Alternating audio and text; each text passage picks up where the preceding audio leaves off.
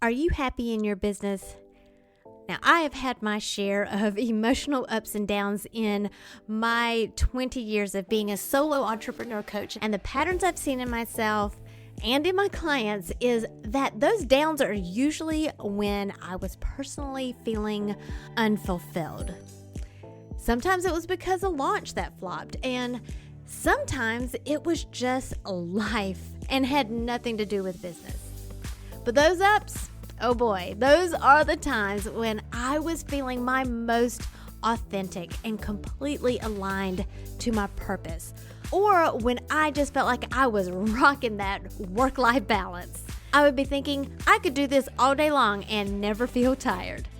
One of my loves is sharing what works for me and what has been working for my clients to achieve this very feeling, full of passion, happiness, peace, and freedom.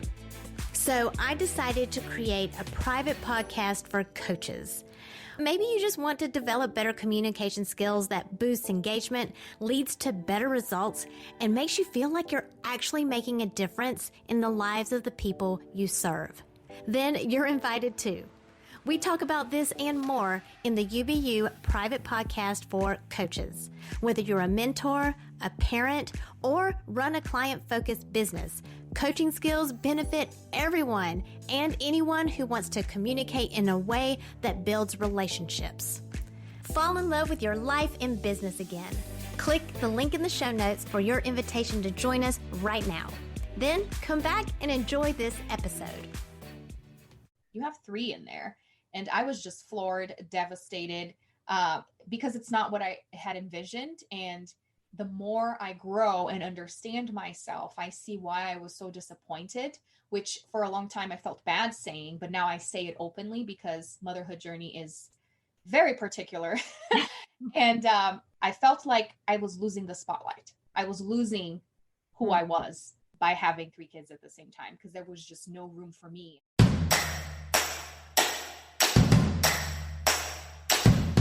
It's time to stop comparing yourself to others and plug in to what is uniquely you. Welcome to Unbox Your Personality, the podcast for coaches, parents, and mentors like you who understand that your happiness makes you more effective at what you do, bringing out the best in others. I'm Jen Higgins, personality strategist and Enneagram fluff remover.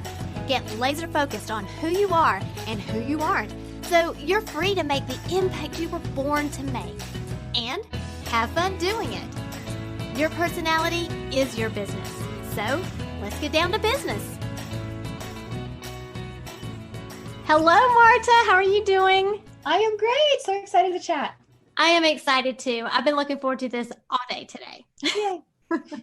So before we get started, could you just let the listeners know, who is Marta Spirk?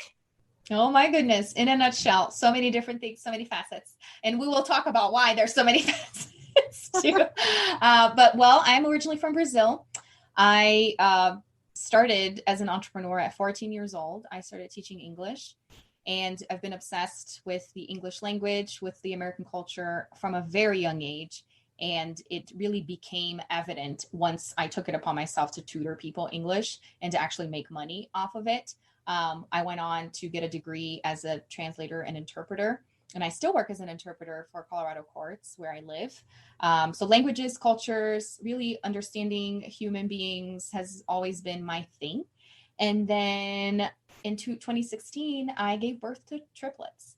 And that was a whirlwind, a total plot twist. Was not expecting that. Nobody would ever expect that. And it put me on this path of self-discovery, really understanding who I am, what am I teaching these kids, and a lot of it because of the pressure of I don't get a do-over. It's all happening at the same time, and it's very overwhelming in so many ways. And many people would take that as a chance to not do anything else. But as we will discuss here, this was the reason why I took something else is because of this need to find myself, and also because I knew I had a calling. And growing up in church has a lot to do with that too. Knowing that I was called to speak and called to help. I just didn't know who or where or how. And having my triplets really pushed me to say, you need to find this. This is the time now more than ever. And now I help women, and especially women entrepreneurs, kind of on the similar way of finding themselves and honoring themselves, accepting themselves for who they are, so that then they can serve their audience in a more authentic way that is in alignment and in integrity with who they are. It's beautiful. And I know that you've had quite a journey since having the triplets and discovering, it was a surprise, right? The triplets were a surprise. How did you find out? I mean, was the pregnancy a surprise, or were just the triplets a surprise? The triplets. So I had been trying for a little over a year, and then we decided to go see what was going on and if we needed additional help. And I did go through a hormonal treatment, like to stimulate hormones, because my cycles were irregular. So it helped with the ovulation process. But everything other than that was natural. Conception was natural. And because we were doing the treatment, I found out really early on when I was pregnant, because everything was scheduled pretty much. Like, it was scheduled intercourse. And then they said 2 weeks later, you have to take the test to see if it worked. And sure enough, it did. And then when I went to get the ultrasound to make sure everything was okay, because it was obviously that I was pregnant, I actually went by myself, because I'd been going to the appointments by myself since I was going so often to check on the eggs and all the things. And then that's when they saw the 3 gestational sacs. And I was like, what does this mean? Well, you have 3 in there. And I was just floored, devastated, because it's not what I had envisioned. And the more I grow and understand myself, I see why I was so disappointed, which for a long time I felt bad saying, but now I say it openly, because motherhood journey is very particular. And I felt like, and we're getting into more of it here, but I just want to say this. I felt like I was losing the spotlight. I was losing who I was by having 3 kids at the same time, because there was just no room for me and all my hopes and dreams of things I wanted to accomplish. It was like, everything's going to be in the back burner now, because there's 3, there's not 1 that I can leave with somebody and go do stuff, And so, yeah, it was a shock. It was hard. And I didn't process a lot of those emotions right away, because I had to be strong. I had to go through it. And I didn't want to pass these feelings to my baby. So I remember throughout pregnancy, I was just focusing on being positive, on being optimistic, which comes easy and naturally to me. In that situation, not so much. And I feel like I did a pretty decent job with that. But then postpartum is when all that stuff started resurfacing. And I know working on my business has helped me so much and process all that. Yeah. And so when you started doing the self-discovery, what were some of the things that you were doing in order to find yourself? Yeah. So I was reading lots of personal development books, and that's when I started my podcast, and I was interviewing lots of people. And this is how the Enneagram came about, was that I interviewed someone that was a transformation coach. And one of the tools that she used was the Enneagram. And I was like, oh, this sounds so interesting. I'm going to take the test. And that was just the beginning of it all, and me finding so many resources and bawling my eyes out, understanding, my gosh, this is who I am. This is why I've lived my life this way. And it helped me so much as an entrepreneur, because we always hear so much about being vulnerable and talking about yourself, but I didn't know about myself enough to be vulnerable. And the Enneagram really allowed me to pull all that stuff out and be like, wow, facing myself in the mirror, not really enjoying it, but choosing to accept it and love it anyways. And so that's why this is what I help women with now. It's funny how it works out that way. Yeah, it really does. Sometimes it's the things that we resist are the very things we need to face. Well, yeah. I will say every time. Every time. Yes. Every time. So share with everyone what the test told you about yourself.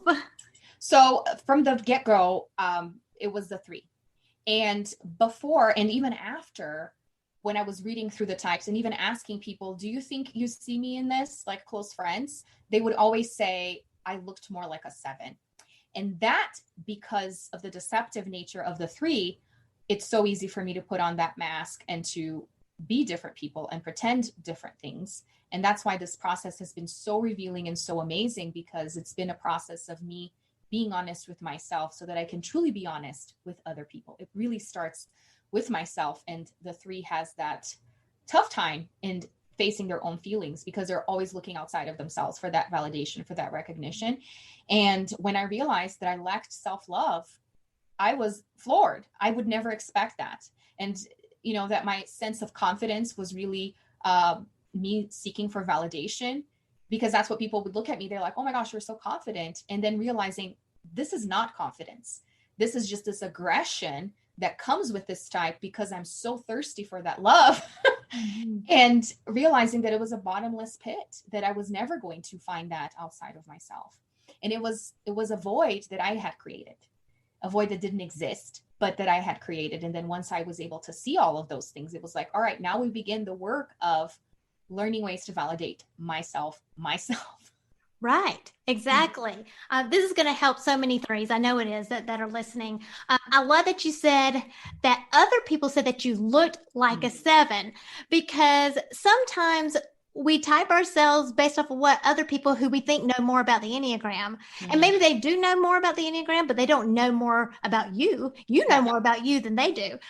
In general, threes sometimes struggle with that. But yeah, so threes are dubbed the social chameleon, right? Yeah. And it does have a lot to do with the self-love. Now, all the types can struggle with self-love, but it's for different reasons.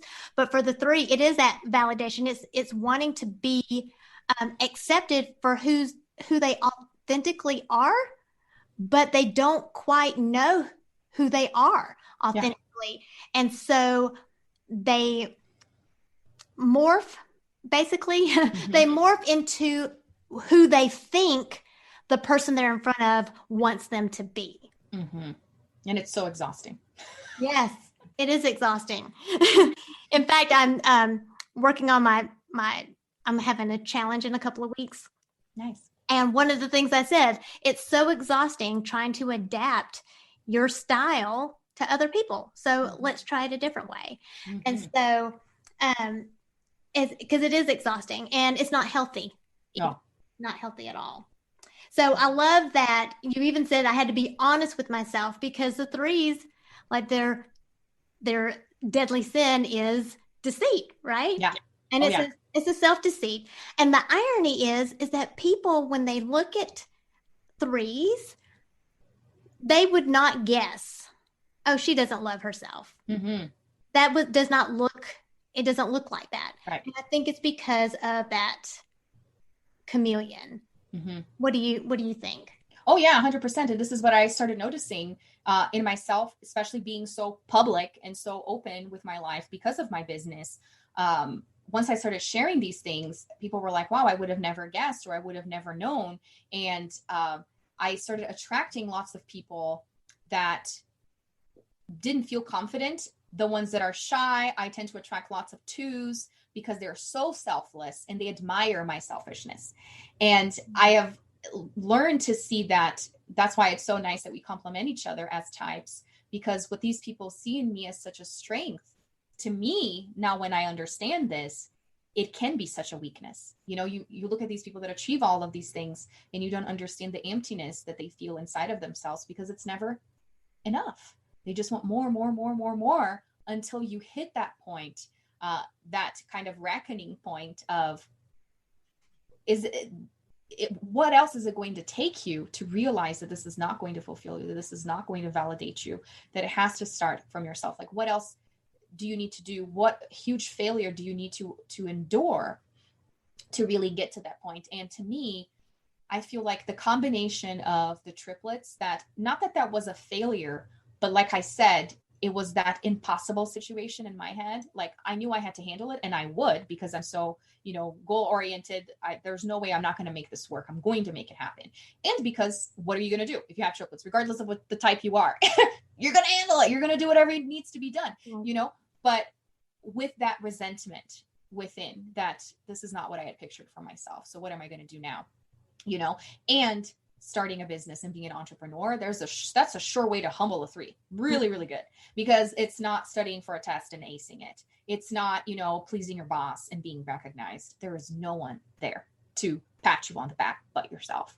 So this has been the journey of me learning, once and for all, if I have to learn something, and it is to appreciate myself and to be more patient with myself.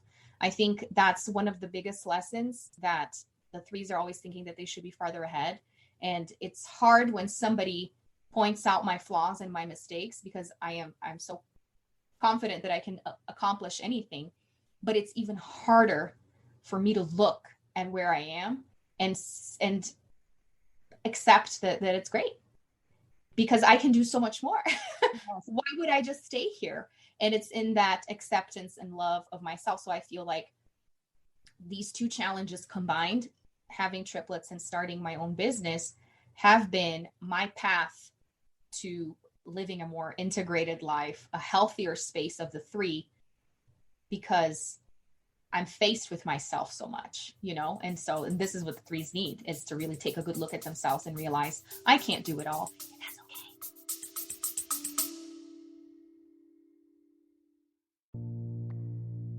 Are you feeling a bit disappointed that you haven't finished that project yet?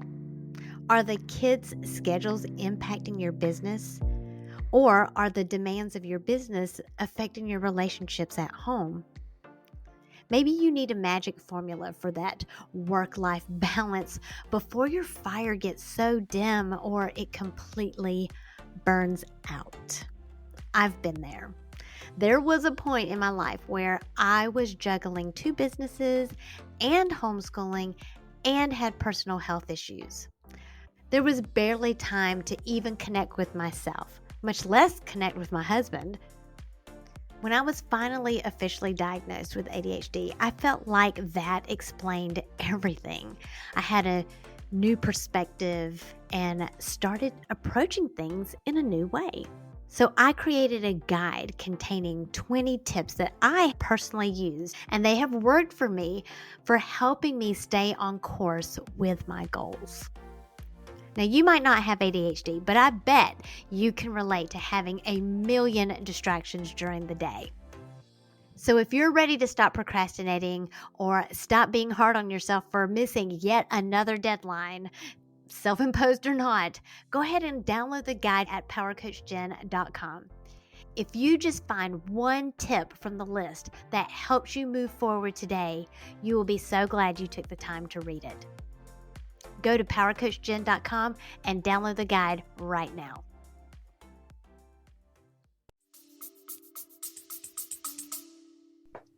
It is okay. Mm-hmm. Yes.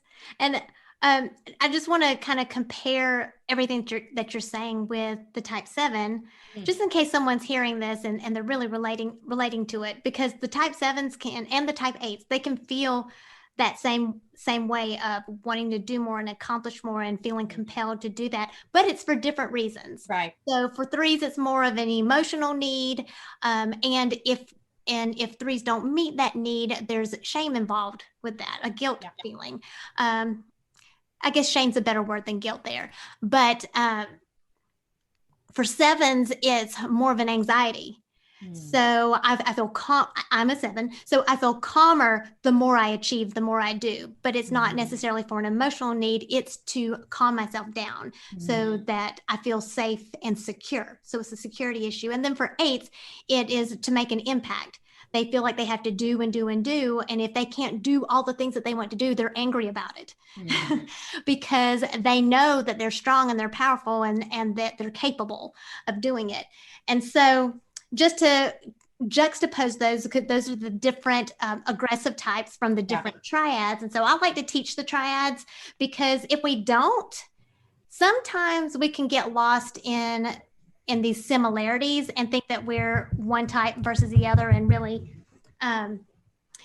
be like, oh, I really resonate with that. Now I'm all confused. It's happened to a lot of people. It's happened to me before I really understood the Enneagram with the method that I've been currently using. Yeah. And I love that you said for different reasons, because I think that's the biggest thing when you're in doubt. And that's what helped me really identify, no, I am not a 7. Like I resonate, I understand. And I attribute that a lot to being a Sagittarius as well, which is the fun, adventurous type. Like I'm always up for trying something new. But at the end of the day, like even feeling bored or not finishing things, that is something that I feel too. But the reason is not because I'm looking for that entertainment. It's because I'm looking for that validation. Once I sense that I'm not getting anything out of it, nobody's recognizing me, moving on, next thing. Right. That is a big difference. And of course, 7s could want that recognition too, that attention. But it is It's because they feel the validation is in what they think about themselves instead of versus a 3 is how they feel about themselves. So it's this very small nuance that if we really understand the triads, we can grasp it so much easier and have that more intuitive feel so that when we are working with other types, that we can understand that. And I love, number one, how integrated you are. And I mean, we met last year and I've watched you, and I thought you were very well integrated then. And just the more I've watched you, the more I've just seen that healthy 6 come out in you. And it's just been wonderful to watch. I've loved watching it. But I think a lot of what the listeners are going to get from your story is that 3s aren't necessarily these narcissistic, ends justifies the means, I'm going to win, beat all, I'm a winner, you're a loser kind of people. They have a heart. They do. And I mean, every type has something about them that can stereotype them. And that's something I want to bust. I just want to bust these stereotypes that we are people. We all want to be ourselves and be okay with being ourselves. And we want to feel okay. We want to feel happy, and we want to have freedom and feel peaceful, but we all behave differently to achieve those same things. And so I think that helps bring that compassion piece when we're working with other people to realize we all want the same thing. We just go about it and cope with it in a different way. Yes. I love that. Yeah. So tell me something else. Tell me another story. Yeah. Well, first and foremost, thank you for saying that you perceive me as an integrated 3, because another temptation of the 3 is to always think that I'm behind, to always think that I could be better. Right. So, and because I seek the validation and words of affirmation is my go-to, I really have to say, I appreciate from an expert saying that you have noticed my growth and my really the ability of this humility, which is the healthy tendencies of a 6. Because that has been very, like, the change in me was noticing when I shifted from that scarcity mindset to an abundance mindset, because everything has always been competition in my mind. I mean, from a young age, competing with my sister, competing in school, it was always about being the best at everything I did. And if I could not be the best at it, I didn't want to do it. And, I would want to try it, but it would frustrate me if I couldn't get it fast enough because I'm so great at everything. Why is this so hard? And that's why, again, going back to the triplets, right? It's an impossible situation. How do you excel in that? You just survive it, how do you, and I mean, with motherhood in general, but it's just so convenient that a 3 would have triplets, like, you want to do everything, Marta, then here it is, do it, so it's like, wow, this was my wake up call, such a gift, such a blessing that many would see, you were wanting to get pregnant and you got 3 out of the deal. That's amazing. But now I see it with other eyes. It was like, this was my life's lesson of putting myself a little bit in the back so that other people could thrive and benefit from what I have. And I think business-wise now, this integration and this humility is showing up in building a business that is more serving as opposed to self-serving, because I think all of us go through this. And this is something that I'm noticing too more in my content, is how I used to think that, the high achievers, the high performance were by default 3s. And now I see that entrepreneurs in a general sense, they are high achieving. They may not be all 3s, but they all struggle with similar feelings that 3s struggle with at such a high intensity. And so that's why I am so passionate about this, because if anyone knows feeling disappointed in yourself and resenting yourself, it's me. So I can help these people by saying, I understand this because this is how I've lived my life for the last 34 years. So I can help you love yourself a little bit more because this is what I'm learning, and focusing so much on that self-love, and in understanding that my fulfillment, especially business-wise, is not going to come from just people telling me that I'm amazing. It's going to come from me seeing the transformation that people can go through because of me. That is the service. And with me growing up in church and understanding that I had this calling, all of it is coming together for me to see I am supposed to be in front of people. Because that was one of my fears too. Once I understood my tendencies, it's like, so what then? I have to do nothing?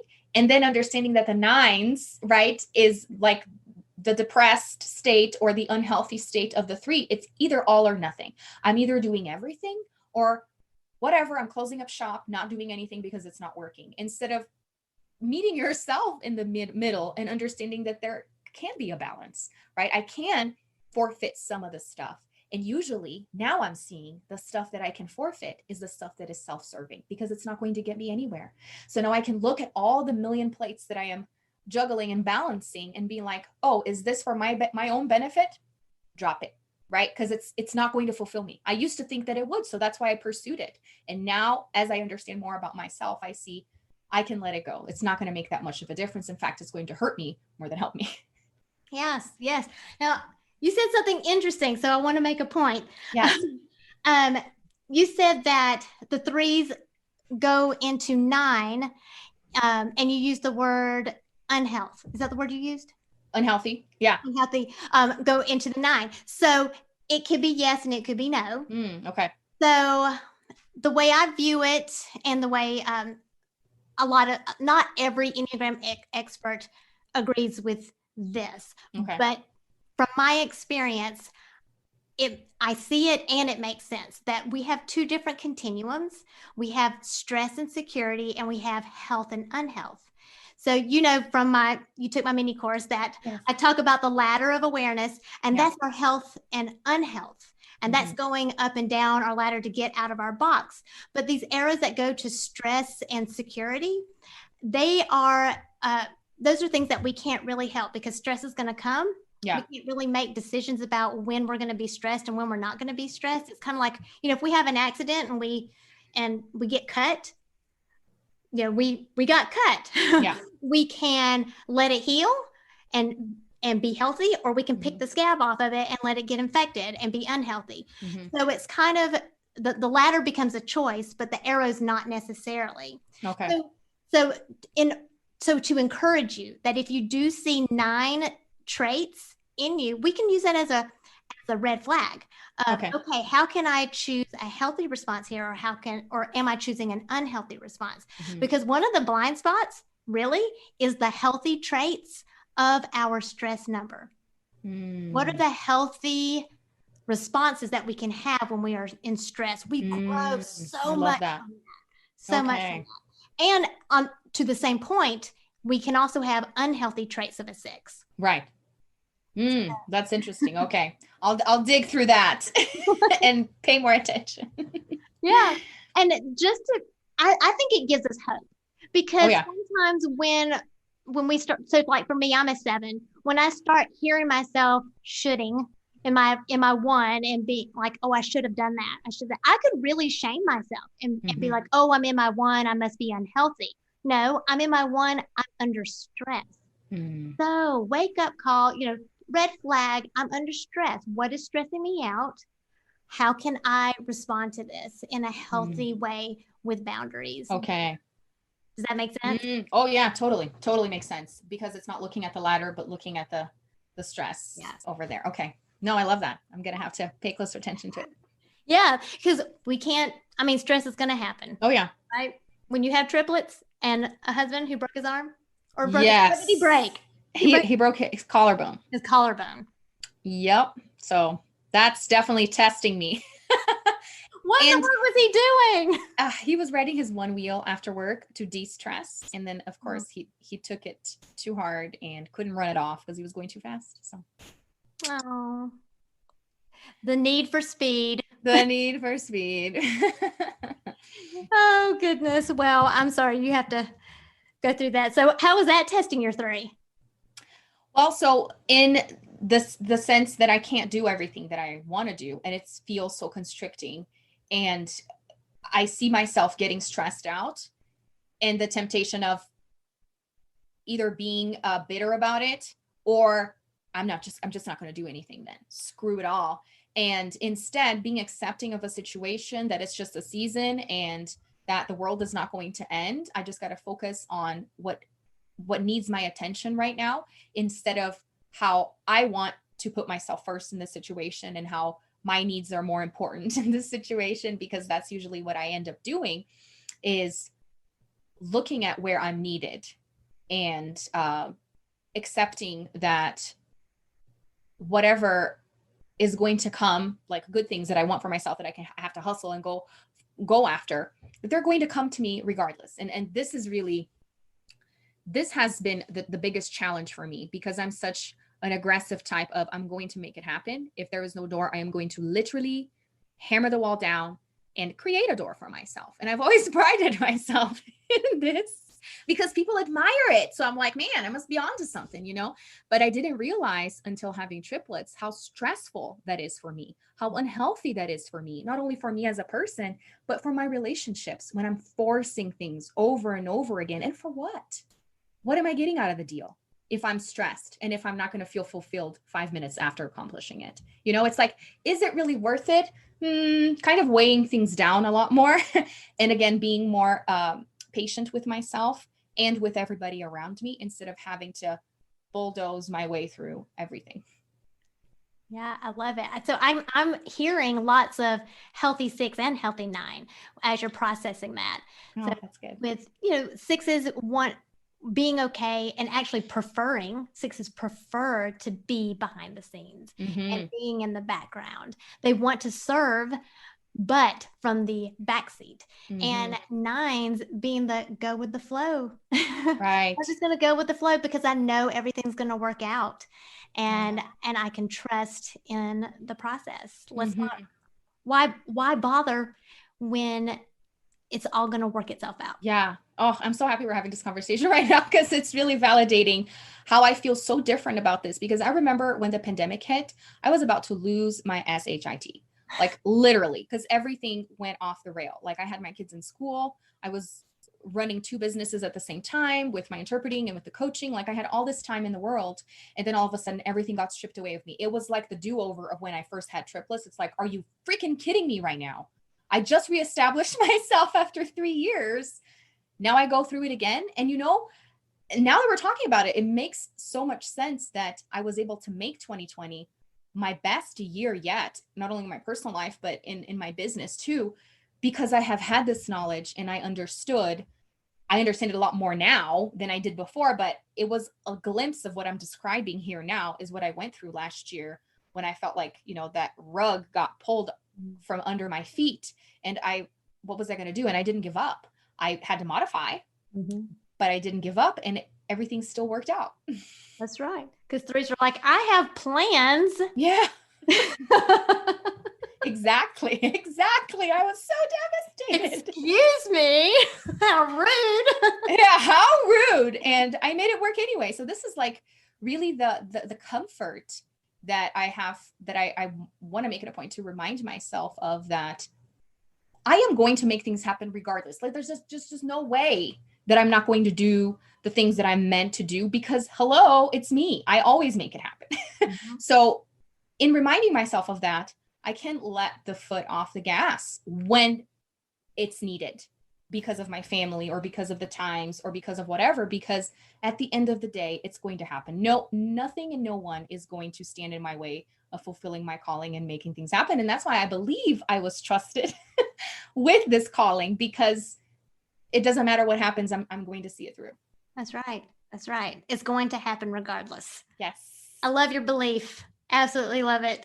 Thank you. Oh, this has been so wonderful. I hate for it to end. I know, me too.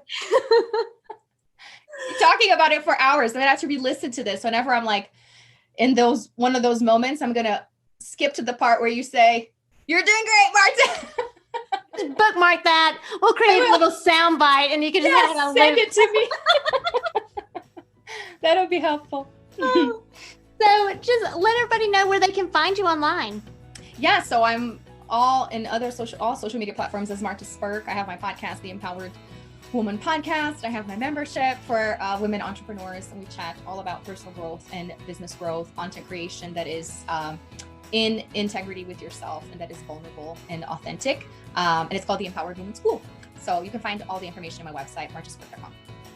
Awesome. Thank you so much for spending this time with me and nerding out with me on the Enneagram. I always love it. I love speaking to you whenever I can.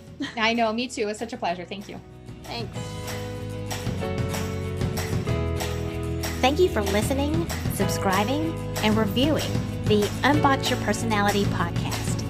To learn more about yourself, go to powercoachjen.com. Find out how you are different so you can make your difference.